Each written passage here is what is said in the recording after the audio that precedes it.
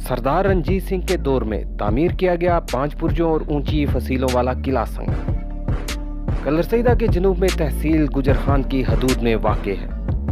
किला की 3 जानिब कुदरती खंदक है। ये किला पंजाब से कश्मीर को जाने वाले रास्ते पर वाक़े है। इस किले का किरदार दिफाई सरहदी चौकी के साथ महसूलात की वसूली के लिए भी अहम था। वक्त की दीमक इसकी खूबसूरती को चाट गई, मगर इसकी मजबूत दीवारें आज भी वक्त के मुकाबिल हैं।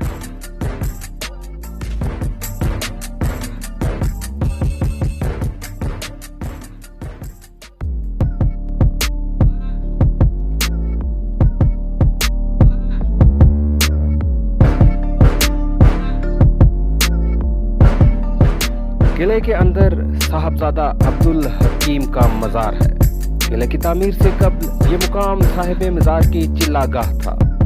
साहिब मज़ार की वफात के 50 बरस बाद किले के अंदर मज़ार तामीर किया गया, जिसके दरो दीवार नक्शो निगार महारत और अकीदत की कहानी बयान करते हैं।